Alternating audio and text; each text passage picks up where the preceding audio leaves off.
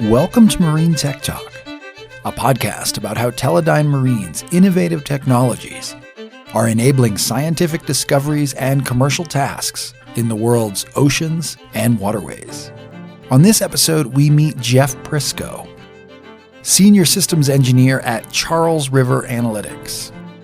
The company recently created a highly mobile hydrographic survey system designed specifically for rapid response in any area. The new system, named MOANA, allows the user to ship and utilize the system anywhere by using readily available flotation assist and commercially available batteries, thus eliminating bulky shipments and hazardous shipment requirements.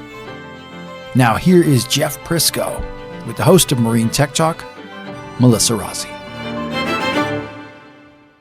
Welcome everyone, this is Melissa Rossi and we're here with Marine Tech Talk today. Thank you for joining us. Today we have Jeff Prisco on with us from Charles River Analytics. Jeff, hi, welcome to the show. Thank you for having me. Jeff, can you tell me a little bit about Charles River Analytics, what the company does and what you do for the company, please? Sure. Charles River Analytics does a wide breadth of activities in government-funded innovation, from artificial intelligence, machine learning, virtual reality systems, intelligent decision management systems, to what I do and my group does, which is marine systems, software-based solutions for detection and analyzation, but also hardware systems such as UUV and USV surface vehicles.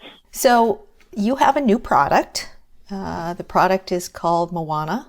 Can you tell us a little bit about, first, why don't we start with MOANA, how it got its name, what it stands for, and then maybe a little bit about how that project got initiated. The concept came before the name, and it was to design a outrigger for a kayak that could hold these sensors that I'm sure we'll discuss further. And a lot of us in the office have kids, and so we've all seen the movie MOANA several times. And those boats have these ALMA outriggers in it. So it kind of got in our head like, oh, that's kind of a fun coincidence. And then, thinking about it, we always like to make a good acronym for our products. We were able to develop an acronym that worked well with MOANA. In this case, that's Modular Oceanographic Autonomous Navigating Assessor. Nice. And the name MOANA stuck through the proposal process, and the customer still calls it that. We branded it as such. So we think it's a little fun name. It is a fun name. I like it a lot, and it's a lot easier to say than the full name. So the acronym is great. Agreed. How long did it actually take you to develop MOANA? Is it done and has it been delivered yet? The project was a 1 year, 12-month project. It did end up taking 18, mostly because of COVID, because the visits and the deliveries and those things couldn't happen because of that. But the process of design development was about a 12-month process, and the system has been delivered to the customer, Naval Research Laboratory. And they have done some work with it already. Oh, that's great. So is MOANA a one-off, sort of a proof of concept design, or is Charles River going to be producing a fleet of these for sale? This one was a one-off design to meet the particular needs of our customer, but because we do so much work in the marine space and with surface vehicles, we are thinking that the concepts developed here could be developed into different variations and different options, so that it is a product we'd enjoy to continue to produce. We're working on an IRAD version ourselves. It is a little smaller, but again, has the same sort of framework and brains and structure behind it. Tell us a little bit about MOANA. What are the sensors? You mentioned that before, and I knew we'd get to this part. What are the sensors that are involved, and what is the system designed to do? Our customer, NRL, had specific oceanographic data that they were trying to collect. A lot of optics, a lot of water quality type data. And they were having a hard time doing it because of the number of sensors, the number of people and whatnot. So one of the big impetus for this was to put all these sensors in one package that could go and do survey missions in shallow waters and gather all that data at once. For instance, like I said, we used some of the YSI EXO2 sensors with a lot of focus on water quality, such as algae and pH and turbidity and whatnot. We also, we're doing CT sensing from NBIOSH. From the optical side, we use a lot of seabird sensors, both irradiance and radiance.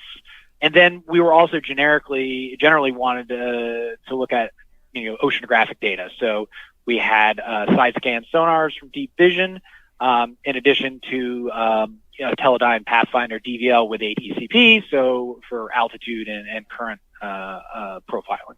I think when we had spoken originally to set up this call, you had mentioned the fact that RDI's ATCP and DVL were something that you requested to have put on the system. What was your reason for requesting those pieces of equipment? Yeah, the customer had suggested a different altitude tracking and a separate ADCP module. We had just done an integration with the Teledyne Pathfinder into an A-size UUV, a 4-inch UUV, and we're very happy with the results. We've been using Teledyne workhorses for years before then, and being familiar with the Pathfinder. One, we knew it was going to give us the quality data we wanted, but also the ease of integration. We'd worked with it before. We had software to work with it, and we also knew if there was anything we needed to change, we were going to be comfortable working with the tools that the DVL provides to get the customer the right data that they wanted. Okay. So it worked out quite well, fit very well. We use the unit that is entirely waterproof. It fits quite nicely on the bottom of the AMA, and gets us all that useful data for tracking and mapping.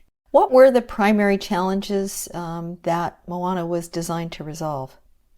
Portability was one of the biggest challenges. They wanted a system that was going to be able to have all these multitude of sensors, but be easy to get wherever the data needed to be gathered. NRL's plan was to use this, all over the country and all over the world. So they wanted a system that intelligently packaged this wide variety of data collection, but in a way that they could ship it places and then have just one or two people easily assemble it and be out testing with it, with a quick turnaround. Okay, sure. So modularity and portability, were the key features there. Yeah, that makes sense. How many containers does it actually ship in when it goes? I mean, how much does the system weigh? And because our goal was to make it, person portable, we opted for several smaller cases rather than one or two larger cases. So it ships in 5 cases. 4 of those are between 50 and 80 pounds. They all have wheels. They all, they can ship via standard FedEx or whatnot. The AMA is a little bigger. That's, closer to the 150 pound mark just because of the number of sensors in that, but still, you can still ship that through normal shipping means, without any, special needs. And again, those cases are all wheeled and ruggedized. So real easy for, getting wherever you're going. Well, that's interesting. So I presume this is a battery-operated system, and you said it can go on standard carriage. Does that mean that there's no lithium batteries included? How is the battery operation on this? Yeah, that was another goal of the customer, is they didn't want the batteries to limit their shipping. So our requirement was actually for it to run on standard lead-acid batteries. The thought was they could ship this system without batteries, and then wherever they are, go to a standard, hardware store, marine store, and pick up 2 batteries that they could use for operations for the week, and not have to worry about the logistics of shipping batteries, back and forth, and the headaches that come with that. That makes sense. The system could work with a lithium battery for longer runtime and whatnot, but for those reasons, it was designed around standard marine batteries. Yeah, that makes perfect sense. So on those standard batteries, what's the standard runtime for the system? It varies based on the speed that they're choosing to do the surveys at, but at typical survey speeds, which are between 1 and 3 knots, that's about 4 hours of runtime. Okay. What about sea states? Is it able to handle a little chop? Does it need, flat water? Yeah, it was designed specifically to be able to cut through chop. The bow shape of the AMA was envisioned with and designed with a form that allows it to actually cut through the waves. So, we're not going to go out in a huge storm, but, we can handle sea states up to a meter. We've done a lot of testing locally here and not ideal conditions and through wakes of boats and whatnot, and it can manage those conditions quite well. The kayak itself, we haven't really mentioned this, can work with different form factor kayaks. And so while we think a C-type kayak is best because it's self-bailing and those things, it can also work with a standard sit-in kayak because the system also comes with bilge pumps and extra flotation that you can outfit that sit-in kayak with to help mitigate any waves or water getting inside the kayak during operations. Okay, but the kayak actually doesn't come with the system, correct? So they spec that out wherever they end up with the system. Yeah, that was their goal, was because the kayak is large and difficult to ship, has to go freight almost in all cases.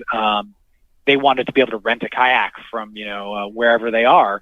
So the system was designed to interface with basically any type of kayak you could find out there. And we tested it with several different versions. The system that connects the frame to the kayak is all adjustable. So it's, one system, and it can work with any kayak. It uses a series of purchases and pulleys and clever ropes to cinch down on that kayak, and it's not going anywhere once you've hooked that to it. That's pretty cool. What about the range of the system? Is MOANA designed for line of sight operation or over the horizon? This one was specifically designed for line of sight. The intention was the operator would always be there to keep an eye on it. While it does run autonomous missions, they wanted to have someone, keeping an eye on it while it's operating. Using a dedicated RF link, we can get as far as 1 kilometer away and maintain communications with the system if it is line of sight. So the autonomy, did Charles River develop the autonomy system, or is it something that you've incorporated from a third party? It's a little bit of both. The autonomy is based off the Moose autonomy, open source autonomy package. And we obviously, added some features and tweaks and, compatibility with some of the different things on our system. But, by leveraging an open source autonomy, one, it can save a lot of development time, but also, you can leverage the good work of others, and then it provides for future improvements and enhancements for both the customer or us, because it's working with a system that is flexible enough to allow improvement instead of some black box autonomy that we develop from scratch that no one can see and touch. Yeah, I'm sure that's having that open system's valuable to a lot of customers. What are some of the applications that you suspect MOANA would be used for? Obviously the collection of environmental and oceanographic data is, what its original purpose was. So I see that there's a wide range of opportunities there for different types of sensors, both air quality and water quality. But we've also envisioned it could be used for search and rescue, because, we do have cameras that are above the water that can do automatic target recognition on it. Or we've also done some theorizing about using it as communication relays. We've done a lot of work in doing multi-hop communication. And, we pictured you could have some sort of instance where you're trying to extend a communication network, and these modular MOANA platforms could be those hop points to carry the communication. Another concept we worked on was, could this be used in, disaster emergency systems where you want to get a lot of data collection out on the water looking for people or hazards or whatnot. And because these are modular, you could ship them in from wherever they're available to, a hot spot, and then assemble them with available kayaks and whatnot, and get these systems out on the water. One, collecting data. Two, possibly serving as those communication relays, or even carrying supplies, as it maybe encounters people who are trying to recover from this issue. Yeah, wow, that would be a really useful application for that system. You developed this system for a specific customer who had some specific needs. I also know that Charles River obviously develops its own products for use with other systems. You did the same thing, or you did that with AutoTrap, which was the ATR software that I know we offer on the Gavia, Teledyne's Gavia AUV.